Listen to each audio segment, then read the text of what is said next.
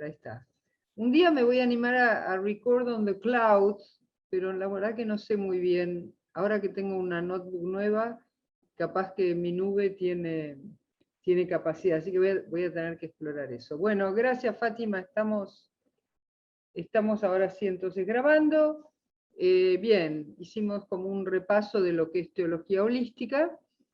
La teología holística no es algo que acabo de inventar yo y que no existe. No con ese nombre, pero aparece en muchos pensadores y religiosos o fundadores de religiones de todas las épocas y de todas las tradiciones, y también en mucha gente común que no sabemos, ¿verdad?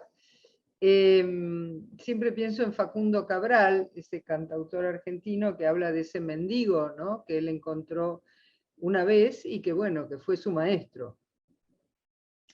En el canal de YouTube de Dios Adentro, Dios Afuera pueden encontrar unos cuantos ejemplos de teología. Hemos reflexionado acerca de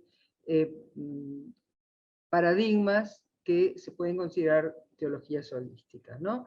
En el cristianismo está el Cristo cósmico, en el judaísmo tenemos a Martin Buber y a la Cábala y a Heschel, tenemos el Tao, en el Tao aparece también, en el Tao Te Ching, ¿no es cierto?, del siglo VI antes de Cristo.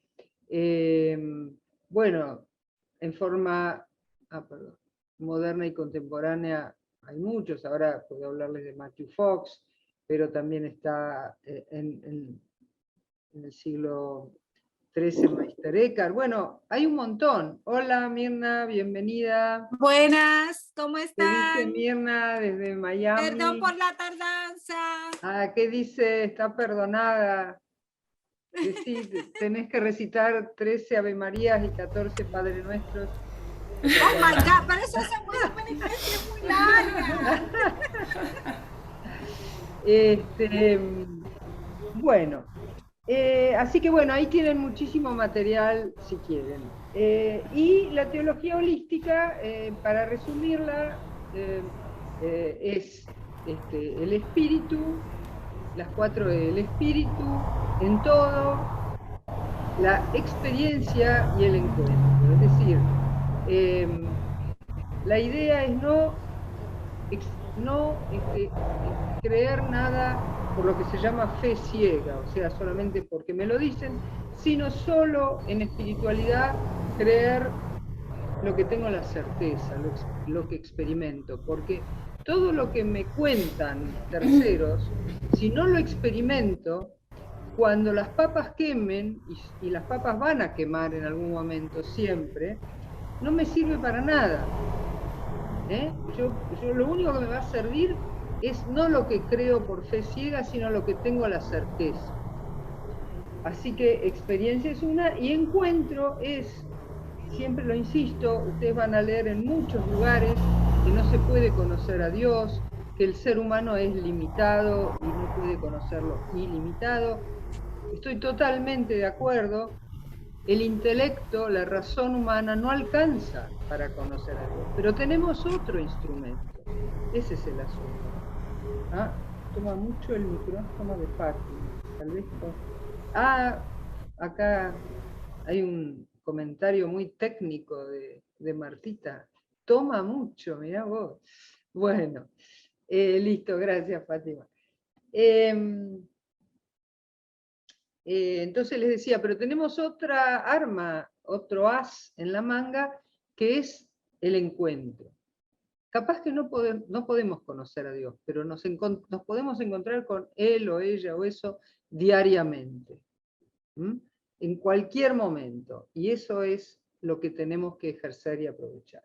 Bueno, una vez repasado entonces el tema de la teología holística, yo les decía que este año, dadas las circunstancias, me parece conveniente centrarnos, profundizar en cómo llevar esto a la vida cotidiana. Cómo, es decir, todo muy lindo, ¿no? El encuentro y la experiencia, y Dios en todo, etcétera, etcétera. Muy bien, pero ¿cómo lo podemos vivir, llevar a la práctica, vivirlo en la vida cotidiana? La vez pasada hicimos un repaso de distintas propuestas que se han dado en la historia de la humanidad para llevar una vida espiritual, una vida espiritual o mística. ¿Y qué quiere decir una vida espiritual o mística? Es poder estar la mayor cantidad del tiempo posible, simplemente, con la conciencia de la presencia divina. Es eso, nada más. Yo puse una frase que les puse, no te compliques, no te compliques, ¿viste? El objetivo es uno solo, estar la mayor parte del tiempo con la conciencia de la presencia divina que está siempre ahí, está siempre accesible. Así que nosotros, como dice Meister Eckhart, Dios está siempre en casa, nosotros somos los que nos vamos a dar una vuelta, nos hemos ido a dar una vuelta. Bueno, y dentro, entonces vimos, por ejemplo, los monasterios budistas, los monasterios cristianos, los padres y madres de la iglesia en el desierto, los yogis en forma individual, bueno. Y el desafío para nosotros en el siglo XXI, en esta era de globalización y de Internet, no se podrá hacer en la vida cotidiana sin necesidad de celibato o de al revés, de casamiento obligatorio o de plegarias, preceptos, reglamentos. Todo eso está muy bien. Mientras no molesten a terceros, creo que cualquier práctica espiritual está bien. Pero no perdamos de vista el objetivo. Todo eso son medios, no son fines. El fin es uno solo. Estar en contacto con lo divino, o por lo menos no distraernos, no perder la conciencia de la muy cercana presencia, tan cercana que está dentro nuestro, es decir, somos terminales de eso, tentáculos del gran pulpo divino. O sea, el objetivo es ese. Si te sirve ciertas reglas de comida, si te sirve no comer, ayunar, todo sirve, pero no perdamos de vista el objetivo. El objetivo es danzar con lo divino, es hacer el amor con lo divino, es estar en contacto. Y creo, todo eso se los he dicho, creo que ese es el motivo por el cual hemos sido creados, ¿no? Porque, ¿qué le podía faltar a Dios? El amor de un ser libre. Otra cosa no le podía faltar, digamos. Así que nos ha hecho libres, libres incluso de negarlo. ¿Cuánta gente lo niega, verdad? Y no hay problema. Dios le sigue dando aire, la gravedad de la tierra, hijos, salud, no hay problema. Bueno, espero que no sea muy vertiginosa este repaso. A ver, chat. Ah, no, el de Martita. Entonces, dentro de estos intentos modernos, incluso contemporáneos, de determinar cómo podría ser una vida espiritual de teología holística en el siglo XXI, bueno, yo por la radio les estoy hablando de una teóloga norteamericana contemporánea que se llama Beverly Lanzetta, un apellido italiano. Y acá estamos viendo los intentos de Matthew Fox. Matthew Fox. Ahí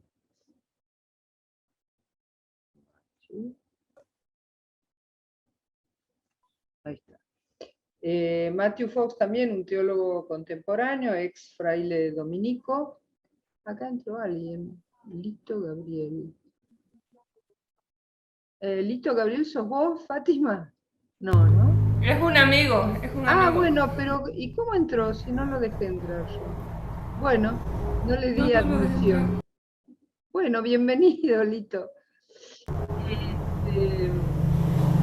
Entonces, acá estamos viendo la propuesta de Matthew Fox, que es un teólogo norteamericano, ex fraile dominico, bueno, que yo conozco personalmente porque he estudiado en una universidad que él fundó, que ahora ya no existe, que es la Universidad de Espiritualidad de la Creación. Incluso le hice un reportaje, una entrevista, que ustedes pueden encontrar en el canal de YouTube Dios Adentro, Dios Afuera. Él propone, él tiene una formación católica tradicional en la cual se proponen 3 vías para el acceso a lo divino, que no las voy a repasar, solo las voy a nombrar: la vía purgativa, la vía iluminativa, y finalmente eso lleva a la vía unitiva, que es la unión con lo divino. Dicen vía en latín, ¿no? Para nosotros suena igual que en castellano, pero en realidad está nombrado en latín. Vía quiere decir camino, sendero. Matthew Fox trata de renovar eso, de resignificarlo, y propone las 4 vías para toda espiritualidad saludable para el siglo XXI. Desde la teología holística, que él la llama espiritualidad de la creación, pero es otra forma de decir lo mismo. Es la concepción que considera el universo sagrado porque es manifestación de lo divino. Las 4 vías, solo para nombrarlas, son, para irnos haciendo el esquema nada más, ustedes ya lo vieron, es la vía positiva, luego la negativa, luego la creativa y finalmente la transformativa. Es como un esquema que cualquier tipo de vida puede adaptarse a eso. Ya lo van a ir viendo a medida que lo vayamos viendo en detalle. Y estábamos viendo la vía positiva, que tiene varios temas, se subdivide en varios temas. El primer tema que vimos es Davar. Davar, que en hebreo quiere decir palabra. Es decir, es la concepción de ver al universo como palabras de Dios. El Antiguo Testamento lo ilustra muy bien. A veces no nos damos cuenta, pero si releemos el Génesis, Dios habla y en su palabra va creando. Es decir, Dios dijo, haya luz, y hubo luz, ¿verdad? Haya tal cosa, animales, y surgen los animales. Esta concepción, nosotros no tenemos que olvidar que nuestras palabras, una palabra, en realidad es la sonorización o la verbalización de una idea. En realidad yo digo palabra, una palabra cualquiera, mesa, pero es solamente la forma que tenemos los seres humanos con nuestras cuerdas vocales y nuestra lengua, de darle vibración y sonido a una idea, la idea de mesa. Es decir, que detrás de las palabras de Dios podemos también decir que este universo es la materialización de ideas de Dios, o de conceptos. Y sigo usando la palabra Dios, aunque sé que es peligroso, digamos, de la presencia que se manifiesta como universo. Es decir, me va a decir Matthew Fox, que cada uno de nosotros, lejos de ser una expresión del pecado, somos la corporalización, la materialización de ideas de Dios. fíjense que hay cómo cambia la concepción, ¿no? Bueno, Matthew Fox es un revolucionario dentro del cristianismo, pero bueno, fue silenciado y fue expulsado. Él intentó hacer toda una resignificación, fue expulsado de la orden por el cardenal Ratzinger, que luego fue papa, y actualmente es pastor de la Iglesia Episcopal. La Iglesia Episcopal es como el catolicismo, pero una rama norteamericana que no acepta la autoridad del Papa. O sea, el catolicismo en Inglaterra se llama anglicanismo. El anglicanismo es lo mismo que el catolicismo, la única diferencia es política. No acepta la autoridad del Papa, de Roma, digamos. La Iglesia Episcopal en Estados Unidos es lo mismo, es un catolicismo, la única diferencia es política, es decir, no acepta la autoridad del Papa de Roma. Y luego tenemos la Iglesia Ortodoxa oriental de Rusia y eso, que también es lo mismo, es un catolicismo, pero que no acepta la autoridad del Papa de Roma. Esto solo para ubicarnos un poco en ese mapa, ¿no? Entonces, con esto hemos visto la primera subdivisión dentro de lo que es la vía positiva. ¿Qué cambia? Aparentemente, como decía Anthony de Melo, no cambia nada de afuera, pero cambia de adentro, porque es muy distinto de repente tomar conciencia que yo y cada uno de nosotros es la corporización de una idea de Dios, y una idea única, porque cada uno es único e irrepetible. Entonces, capaz que de afuera no cambia nada, pero de actitud interna sí cambia. No sé si hasta ahora hay alguna pregunta, porque entonces, si no, ya pasaríamos al segundo tema de la vía positiva, que es el tema de lo que Matthew llama la bendición original. ¿Puedo preguntar algo? Sí, cómo no, dale. El hecho que vos decís que cambia interiormente cada uno de nosotros, ¿qué significa? Que cada uno de nosotros tenemos criterios de vida terrenales distintos y tenemos pensamientos espirituales iguales.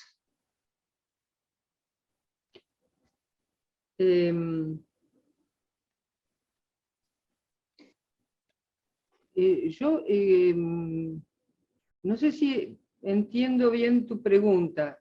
Lo que yo quise decir solamente con el concepto de davar, quise decir que, porque no me olvido de que todo esto que estamos estudiando tiene como finalidad llevar la espiritualidad a la vida cotidiana. Entonces lo que quiero decir, subrayar, es que solo que con este concepto Matthew nos indica que cada uno de nosotros es una palabra de Dios, única e irrepetible. Lo único que quiero decir es como que eso te cambia la perspectiva, por ejemplo, de pensar que sos un pecador y que solo te vas a salvar, en el caso de la teología católica, por medio del bautismo y de los sacramentos. Eso es lo que cambia, la autoconciencia interna de cada uno de nosotros, a eso me refiero. Que de repente tenés el una hecho necesidad. Sí. El hecho de irrepetible, ¿qué significa? Y significa que vos sos único e irrepetible. No hay otro, ni hubo ni habrá otro Bernie con tus características, tu personalidad, tus sentimientos. Ahora lo entiendo. Y entonces lo que dice Matthew es, y somos únicos e irrepetibles porque somos ideas de Dios. Somos muy valiosos, quiere decir él, eso es lo que apunto. Somos hijos, no somos pecadores de miércoles, sino que somos hijos e hijas del Rey. Para usar todo un lenguaje teológico que trata de aumentar nuestra autoestima, ¿no? Y cada uno es único e irrepetible. Matthew apunta acá también a todas las personas, en su momento fue muy revolucionario, ahora ya es más, más aceptado, pero que las personas, entre comillas, diferentes, ¿no? Homosexuales, transgéneros, mujer, color negro, color rojo, color amarillo, lo que él está diciendo es, somos todos y todas ideas en la mente de Dios, palabras emitidas por lo divino, o sea, igualmente valiosos, eso quiere decir nomás. Y eso luego va a influir en la vida cotidiana de cada uno, por eso no perdamos de vista que la idea es, desde el punto de vista teológico, fundamentar un cierto modo de vida. Y bueno, lo que preguntaste después, que sí, que cada uno tiene pensamientos espirituales diferentes, ¿no?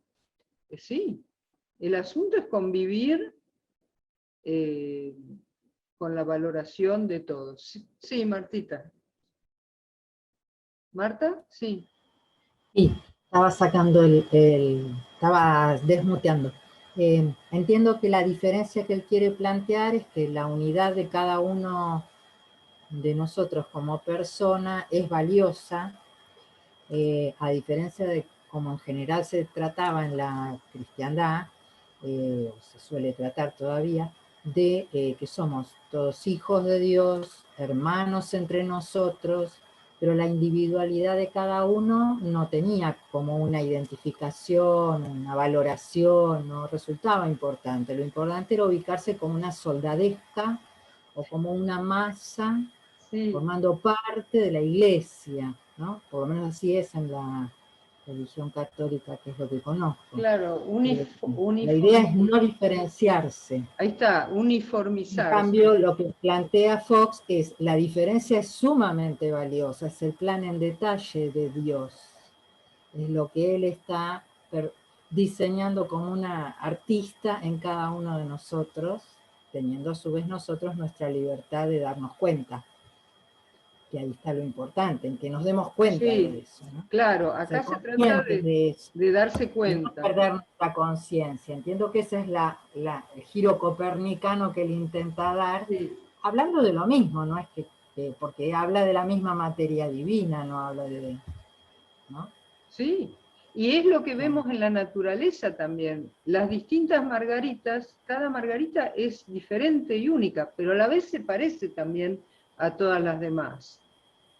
Sí. Eso es, y bueno, esa es la idea, que podamos llevar ese orgullo de ser como somos, sea como sea, a la vida cotidiana. Por supuesto, no se trata del ego, sino de dentro de la convivencia amorosa, ¿no? Sí. No uniformarnos, el valor de la diversidad, digamos. Sí, sí. ¿Qué es la riqueza, no? Y eso lo vemos porque hay características, si bien no podemos conocer a Dios, podemos inferir cosas de la observación de su producto, que es la naturaleza, como decía Jesús, por sus frutos los conoceréis. Entonces, mirando el universo, algo podemos, dentro de todo, deducir acerca de Dios. Y una cosa que podemos deducir, creo yo, esto lo tiro, ustedes pueden estar de acuerdo o no, es que le encanta la diversidad. En este planeta Tierra, primero teníamos la reproducción por las amebas, ¿no? Que la ameba se alarga y se corta y quedan dos amebas iguales. Y así infinitamente todas las amebas son iguales, pero en un momento viene la reproducción sexuada, es decir, ya en las plantas, se diferencian los dos sexos, y empieza la creatividad y la diversidad, ¿no? Así que yo creo que podemos decir que Dios ama la diversidad. Y ahora vamos a seguir todavía viendo si podemos deducir algunas cosas más. ¿Algo más? ¿Alguien quiere decir algo más? Bueno. Yo quería decir algo. Sí, Rubén. Sí, se me ocurre que a diferencia de la religión católica nos dice que somos todos pecadores. Bueno, o ahí sea, vamos. un poquito como que no somos merecedores de Dios, digamos. En cambio acá sería como que cada uno es, no sé si, es como sagrado, como que cada uno de nosotros somos sagrados al ser una expresión de la palabra de Dios, ¿no? Tal cual, exactamente. Hay ese verbo nuevo que yo conocí en Estados Unidos hace 21 años y que acá no existía. Luego creo que lo puso de moda Cristina Fernández, que es el verbo empoderar, ¿no? Yo me acuerdo, hace 21 años no existía. Bueno, dejando de lado el matiz político, empoderar, ¿no? Empoderarnos como sagrados, tal cual, lejos de ser pecadores, miserables, que necesitamos redención y salvación.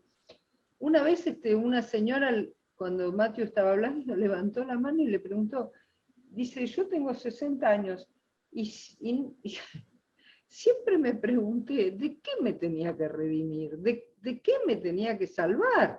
¿Viste? Tal cual. Bueno, entonces vamos sí, y eso después va a ser importante en la vida de cada uno de nosotros, ¿no? Si yo me considero un ser manchado, porque pecador viene de peca quiere decir mancha, las pecas, ¿no? Son manchas. Yo soy un ser manchado, defectuoso, que me tienen que arreglar, en inglés se dice to fix, ¿no? Matthew decía, me tienen que fix, ¿no? O sea, me tienen que arreglar, no estoy bien, me tienen que arreglar. ¿Y cómo me arreglan? Y bueno, mediante los sacramentos, en el caso de la Iglesia Católica, o bueno, todas las religiones, ¿no? Proponen distintas formas de arreglarte. No estás bien y te tenemos que arreglar. De repente esta concepción dice, no, yo no solo estoy bien, sino que soy sagrado, como dice Rubén. Soy sagrado, soy sagrada. Ayer se festejó el Día de la Mujer y ustedes habrán recibido, y yo también, miles de comunicaciones diciendo que las mujeres son bárbaras, y algunos también decían que los hombres son bárbaros. Y bueno, está bien, esa es la actitud que tenemos que recordar todo el tiempo, que somos producto del gran artista, ¿no? Y bueno, y así pasamos a un concepto ligado a que es el concepto que Matthew trae, que es el título de uno de sus libros, y que es la bendición original. Bendición original. Obviamente él era muy transgresor, sigue siendo muy transgresor, muy contestatario, y entonces, claro, en el año 94, 95, escribió este libro que se llama La bendición original. Claro, por supuesto, contraponiendo, ¿no es cierto?, a esa expresión que se llama el pecado original. Ahora, Matthew fue silenciado principalmente por su postura feminista. Esto es lo que decía el texto, ¿no? Del silenciamiento primero y de la expulsión después. Porque esto es otra cosa que les cuento ahora porque me acordé por el Día de la Mujer. Él, por supuesto, decía, bregaba para que las mujeres puedan acceder a ser curas y hacer tener todas las prioridades que en la iglesia tienen los varones. Y también hablaba mucho de una espiritualidad femenina, feminista, que tiene que ver con el amor a la tierra, con la receptividad, en fin, bueno, pero esto se los digo aparte por el tema de la mujer. no nos desviemos. Vamos a la bendición original. Matthew lo liga con el tema de Dabar, de la palabra, de que el universo es un discurso de Dios, ¿no? Un decir. El rabino Baruch Miller, que también le hizo una entrevista, nos habla de, en hebreo, Sefer quiere decir libro. Y siempre que yo tengo una palabra, la etimología, tengo que mirar las consonantes para saber, porque las vocales varían, pero las consonantes son como el esqueleto de la palabra. En este caso acá, S, F, R. La F también es una PH, S, PHR, en lingüística, es equivalente. Entonces, con este esqueleto, Sefer es el libro de la Torá en el judaísmo, pero también es todo el universo puede ser considerado un libro, ¿no? Y también de ahí viene Zafiro, Zafir, que, bueno, no sé bien cómo se escribe en hebreo, pero es el zafiro, y la palabra de número también, Sipur, creo que es, acá, bueno, esto hay que verlo, pero también número tiene la misma raíz, que es el esqueleto del universo, ¿no? Las matemáticas. Bueno, volviendo entonces al tema de la palabra, dice Matthew, entonces el universo, podemos decir que es un bien decir, porque es Dios el que está hablando. Entonces el universo, si es la palabra de Dios, no va a ser un mal decir, sino va a ser un bien decir, un bendecir. Y él dice lo siguiente.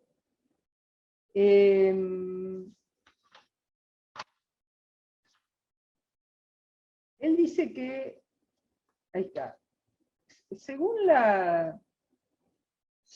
y esto lo voy a ayornar un poco, según los últimos descubrimientos antropológicos, actualmente los antropólogos calculan que el Homo sapiens,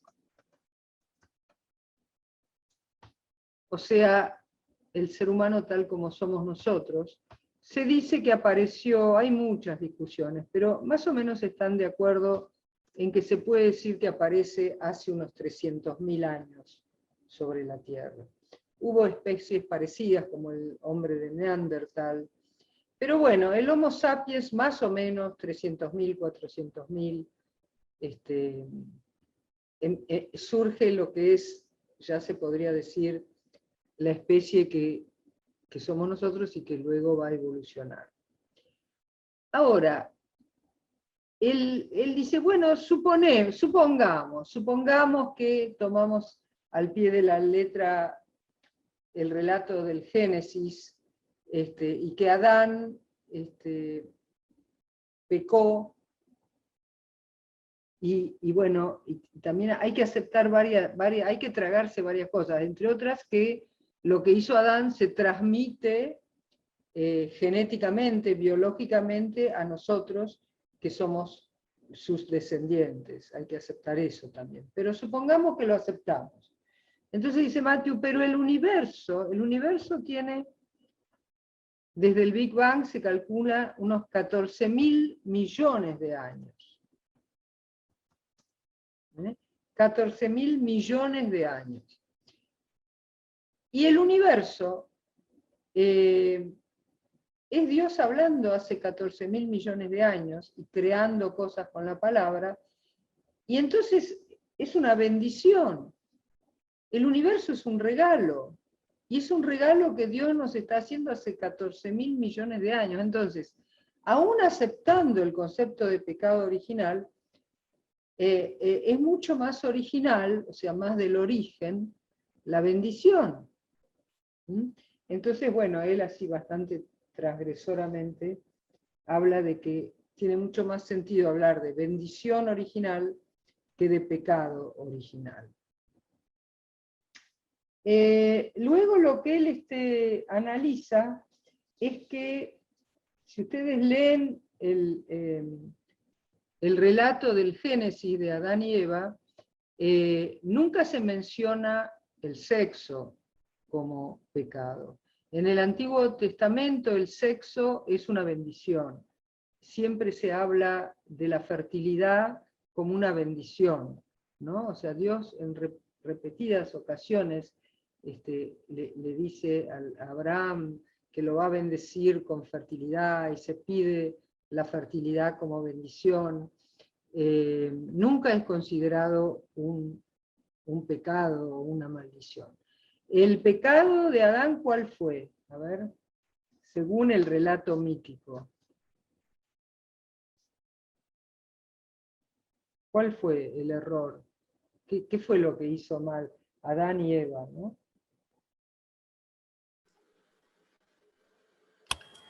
A ver. Comer del árbol de la sabiduría, la manzana que le ofrece Eva, que vino la serpiente y se la apalabró y se la acercó. Se la apalabró, está bueno eso. Hablaba la serpiente esa. Sí, ¿viste? Acá me gusta. ¿Quién es que dijo desobedecer? Eso dijimos la vez pasada. Claro, incluso más primario que lo que está atrás de lo que vos decís, Martita, es que Dios les había dicho que no comieran de ese árbol. Desobedecer, ese fue el pecado básico. Y acá también quiero subrayar algo. No era el árbol de la sabiduría. Lo que dice el texto es, ¿te acordás, Martita? El árbol del... Sí. A ver. Tengo. Creí que no tenía. Está el árbol del bien y el mal. Eso, Mirna. Mirna, desmuteate porque no te escuchamos. Ahí está. Karina también lo pone ahí.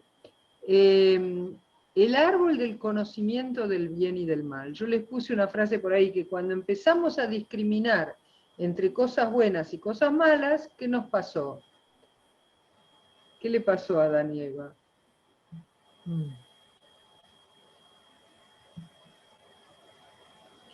Empezaron a atormentar. ¿A qué? Se empezaron a atormentar, se avergonzaron de estar desnudos. Por ejemplo, estaban desnudos, hasta ese momento no les había molestado, y ahí no. Fueron expulsados. Mirá, Karina, muy bien, perdieron el paraíso. Y eso es una lección que tenemos que guardar. Todas las espiritualidades nos dicen no juzgar, no dividan las cosas en buenas y malas, o malas, porque cuando hacemos eso, perdemos el paraíso. Qué sé yo, no sé, lo primero que recuerdo ahora, los chicos con síndrome Down. Viste, cuando tener síndrome Down era algo muy malo, y bueno, perdemos el paraíso, perdemos la posibilidad de ser felices. Pero el sexo no tiene nada que ver ahí. El sexo, o sea, el pecado primero hereditario, ¿verdad? No es que el pecado sea hereditario, el relato, todos los relatos de la Biblia son simbólicos. O sea, la Biblia, tanto el Nuevo como el Antiguo Testamento, no es ni un libro de historia, ni un libro de geografía, es un libro de sabiduría, como dice Martita.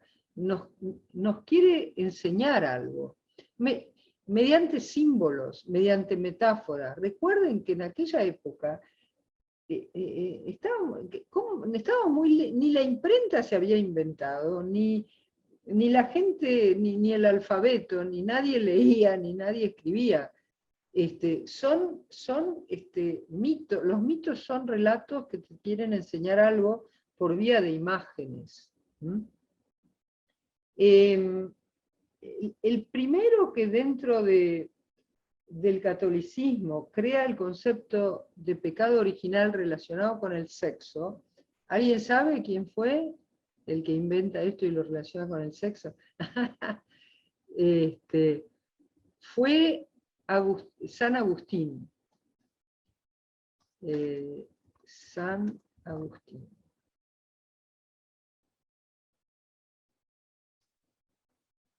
San Agustín, bueno, el teclado no está configurado mal, así que bueno, San Agustín. Agustín vivió en el siglo IV de la era cristiana, siglo IV, fue obispo de Hipona, de la ciudad de Hipona, en Asia Menor, y él, bueno, en su juventud la madre ya era cristiana, pero cristiana oculta, porque hasta el siglo IV se perseguía, Roma perseguía a los cristianos y los mataba. Entonces ella era una cristiana oculta.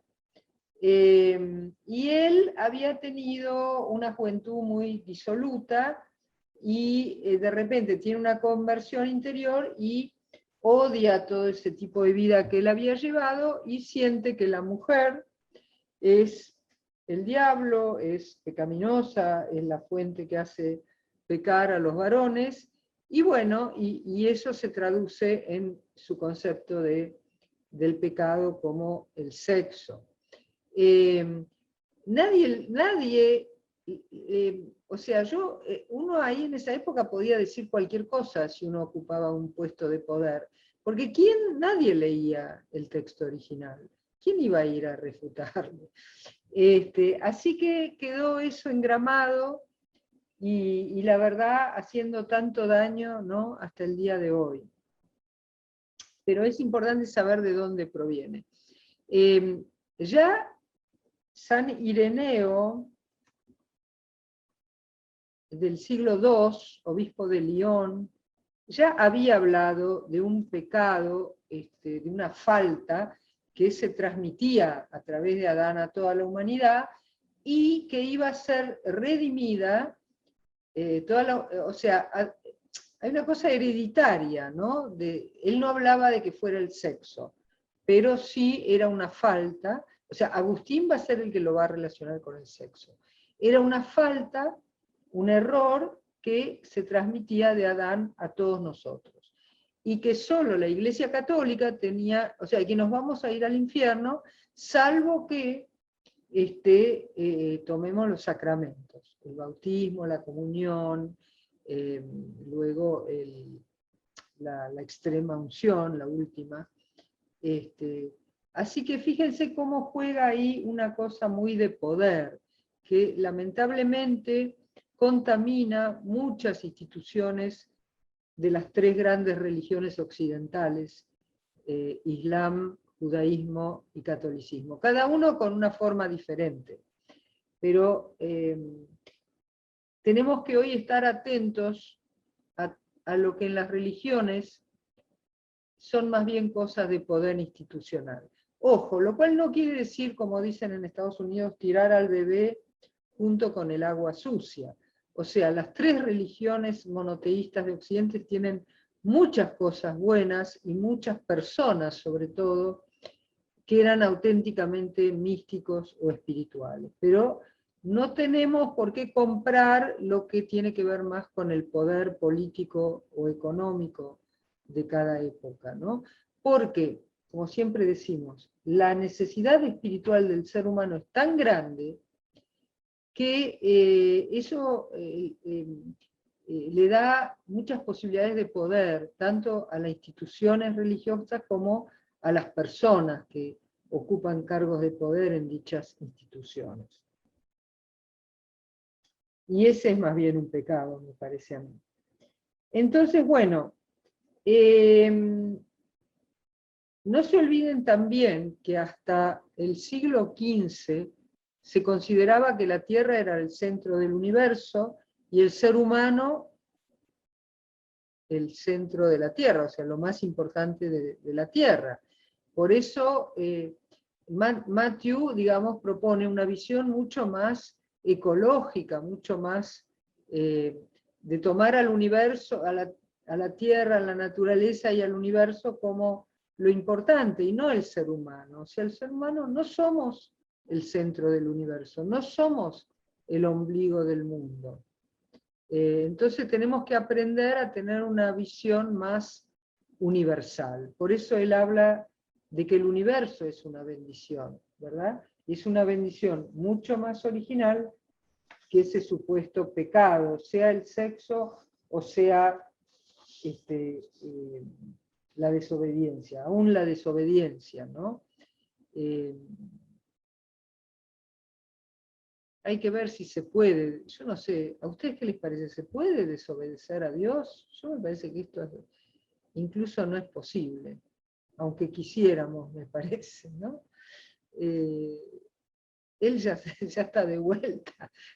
Incluso cuando el espíritu, ese Dios que pinta el relato del Génesis, dice, pueden comer de todas partes, menos de ese árbol.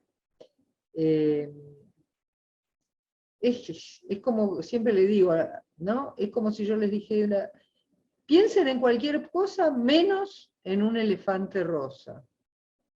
Y entonces inmediatamente todos piensan en un elefante rosa.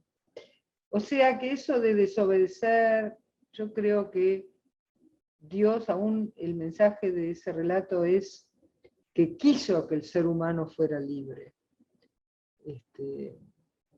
¿No? O sea, le plantea opciones para que pueda elegir y ser libre. ¿Qué dice? Entonces, ¿no somos la coronilla de la creación? No. Toda la creación es maravillosa, y nosotros también somos maravillosos, pero eso de creer que somos lo más importante, fíjense a dónde nos ha llevado respecto al planeta Tierra. La humanidad está, por creerse el centro del mundo, está destruyendo el planeta, por creernos que somos lo más importante. Recién ahora estamos volviendo a darnos cuenta que todo es importante en la naturaleza, desde los insectos hasta los murciélagos, hasta todo, de las plantas, todo. Bueno, ¿qué hora es? Sí, despacito nos vamos acercando. Entonces, lo que dice, digamos, ¿qué cambios de conducta nos tiene que traer esto de ver que tanto nosotros como la tierra somos bendiciones y no pecados? Y bueno, hay varias cosas. Una, dice Matthew, es la reivindicación del placer. Él dice, yo no sé, los de ustedes que son católicos quizás conocen, había una pregunta en la confesión, cuando vos confesabas algo que habías hecho supuestamente malo, el cura te preguntaba, ¿y sentiste placer en ello? Y eso parece que era malo, si vos sentiste placer, era algo malo. Bueno, Matthew dice que al contrario, el placer auténtico es algo bueno y algo que hay que reivindicar, ¿no? O sea, tenemos acá una mística que no es ascética. Ascética. O sea, la ascesis es justamente la prohibición de sentir placer, el tratar de eliminar lo corporal lo máximo posible. No comer, no tener relaciones, no dormir, o sea, no solo evitar el placer, sino evitar incluso lo corporal, todo. Bueno, esta ética que propone la teología holística es al revés, es reivindicar el placer, porque si Dios nos ha dado este cuerpo con estos sentidos, es para sentir placer. Ojo, siempre un placer que no perjudique a los demás, ¿verdad? Eso está claro. O sea, mi placer termina donde empieza el placer del otro, habría que decir, copiando una frase.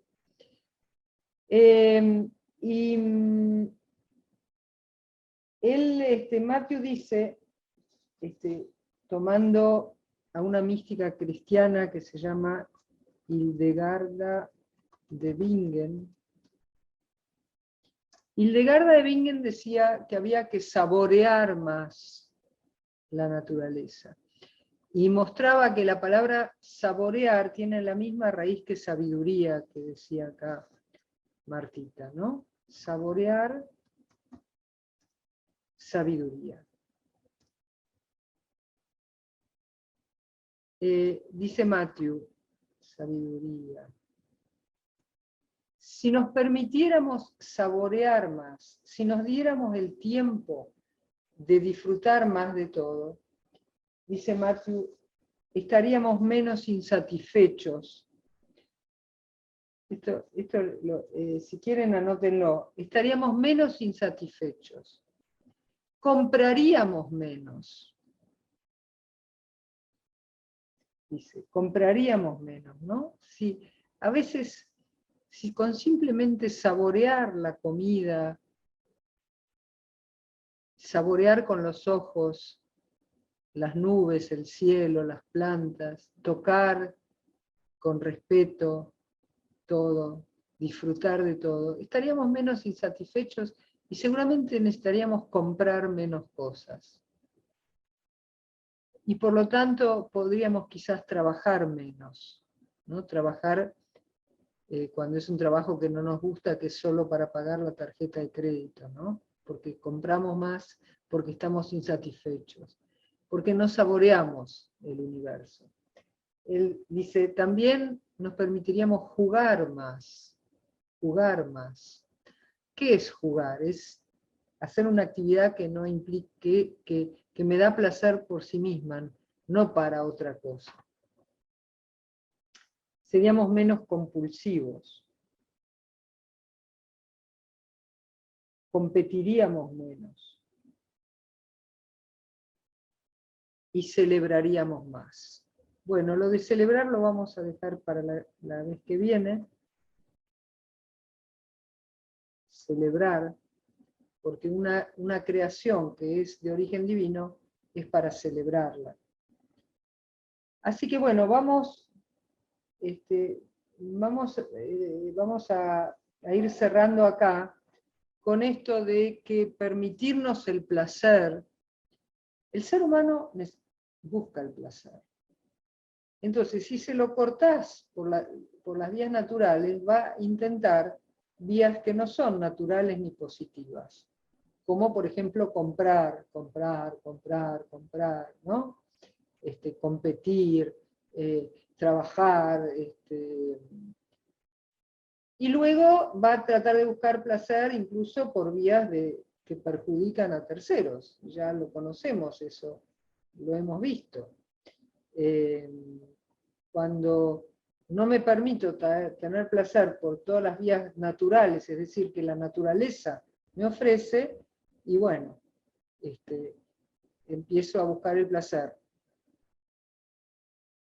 con los que son menos fuertes que yo, con los niños, ¿no? Todo eso que vemos de las perversiones, cuando en mi casa los varones están con una mujer que es más débil físicamente, o que es más débil porque no sale a ganar su dinero, entonces depende del varón. Me va a empezar a gustar el poder político que me permite someter a otros. O sea, el placer lo voy a buscar siempre. El asunto es que podamos hacerlo con sabiduría, saboreando lo que la naturaleza pone a nuestra disposición. Bueno, vamos. Hoy hablé yo demasiado. La próxima voy a hacer trabajar más a ustedes porque me entusiasmé y hablé demasiado. Así que bueno, vamos a ir cerrando con alguna pregunta o algún comentario. Si queda, voy a marcar acá que llegamos hasta el tema del placer. Bueno, piensen o lleven a la práctica lo del placer. A ver, les doy tarea para la semana que viene. tratar de saborear. ¿Qué puedo saborear? ¿Qué me ofrece la naturaleza para saborear? Que no saboreo normalmente. El tiempo, el cielo, el abrazo, bueno, el abrazo con la gente permitida, o aunque sea tocarnos las manos, permitida quiero decir por el tema del COVID. Pero el COVID no nos impide mirarnos a los ojos, tener una conversación afectuosa, abrir el corazón. A ver, ¿qué cosas me pueden dar placer que no sean que tenga que comprar, ¿no? Que estén al alcance de la mano?